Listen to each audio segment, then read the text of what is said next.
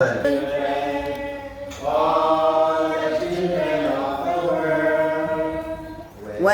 they are black or white, they are precious in His sight. Jesus loves the little children of the world. Good morning, children. Good morning, children. Good morning to my big children. Good morning. Right? Story time again. Everybody likes to hear a story, right? The title of the story today is Impatient Pauline. Impatient meaning that the person is not waiting.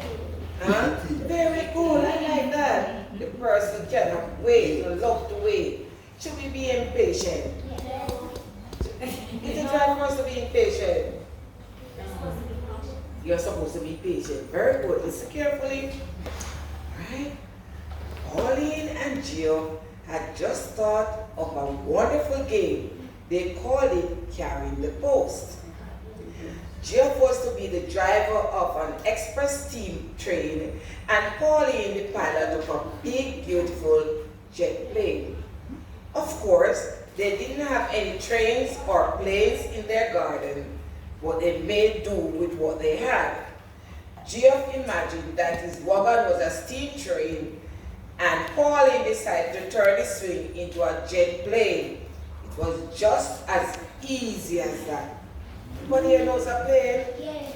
Where does it how does it work? On the ground, in the air, or in the air? In the air. Okay. And alright. Okay. The post was a few old envelopes tied in a sack, and the plan was for Pauline to fly as high as she could in her plane and then drop the post into Geoff's train.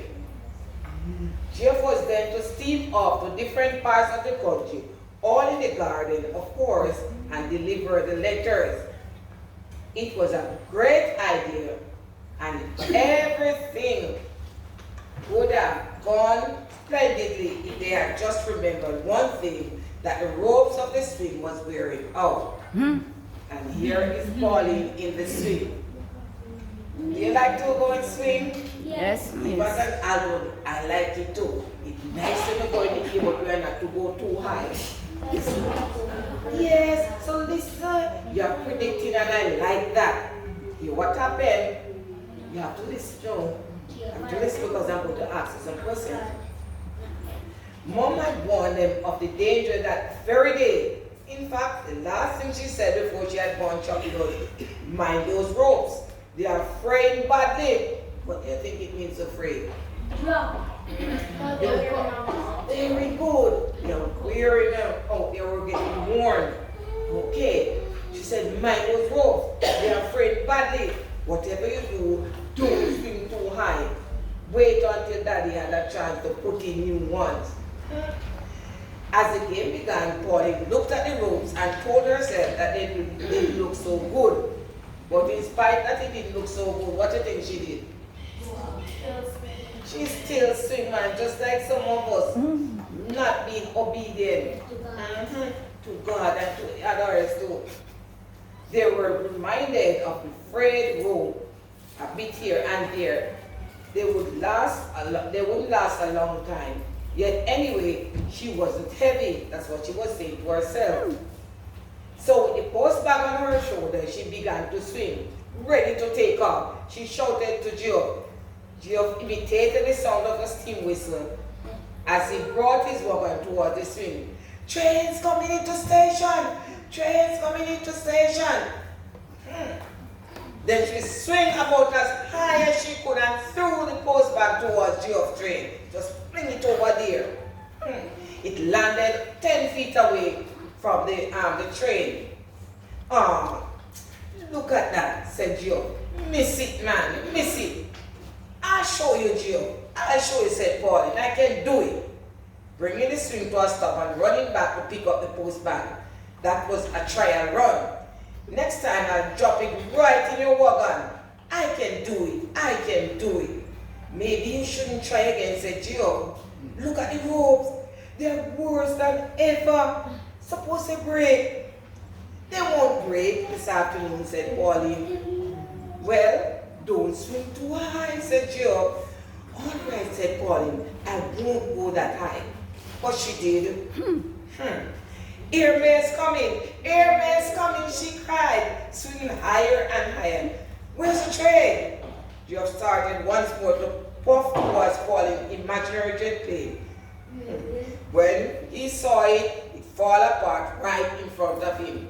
Pauline had just yelled, "Here comes the airmail!" When there was a tearing sound and a bump as one rope broke, then the other, and Pauline fell, boop, straight to the ground. Oh, cried Joe, afraid that Pauline might have broken her leg or back or something.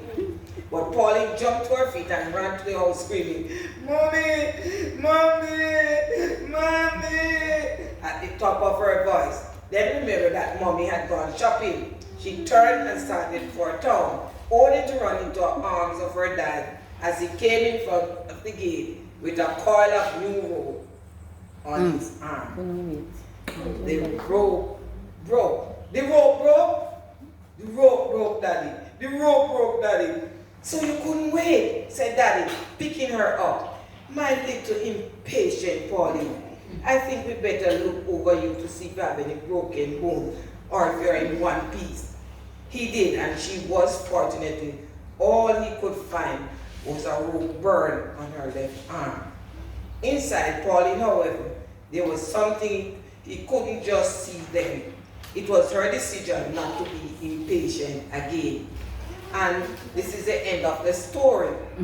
And both for adults and children, it's not good to be impatient. Amen. She could have broken her neck, her arm, she could have even died.